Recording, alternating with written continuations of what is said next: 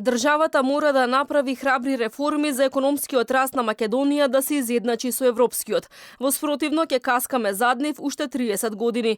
Ова се препораките на Светска банка во најновиот извештај за бизнисот кој го презентираа пред пратениците во собранието. Во моментов само 4% од нив извезуваат, само 12% вложуваат во иновации, ретко кој го проширува асортиманот на производи. Тешко доаѓаат до кредити поради немање гаранции и слаба финансиска писменост. Банката бара нова стратегија за привлекување странски инвестиции, бидејќи било надминато времето на вработување кадри кои примаат ниски плати. Ние веќе не сме земја која што има ефтина работна сила, ниско квалификувана работна сила.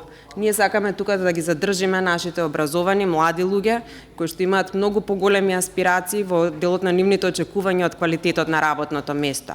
Сакаат да имаат контакти со странски партнери, сакаат да работат со нови технологии, така да ваквите фирми може да овозможат доволно добри можности за нивно вработување и ангажирање.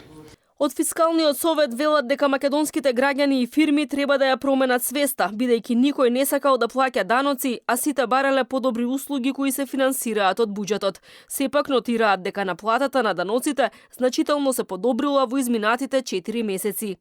Човекот никој не сака да плати данок повеќе од колку што може. Ова е разбирливо, но системот треба да се позиционира, значи да ги спречи нив. Ние сите сакаме добри плати, добро здравство, добро образование, добра инфраструктура, но не сакаме да плаќаме данок.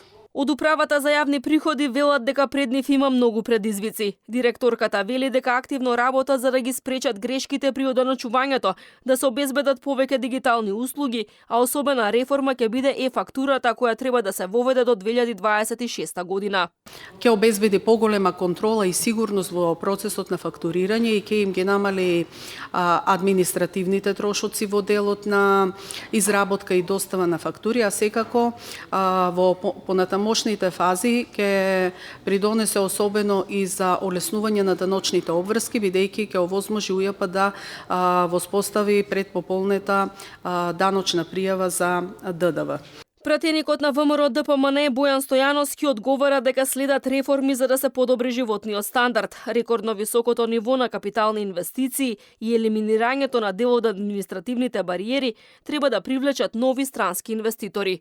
Инаку Светска банка претходно побара од владата низа зголемување на даноци, придонеси и услови за одење во пензија. Премиерот е дециден дека нема да се оди подоцна во пензија, нема да има покачување на ДДВ-то, а ќе следи жестока борба со сивата економија.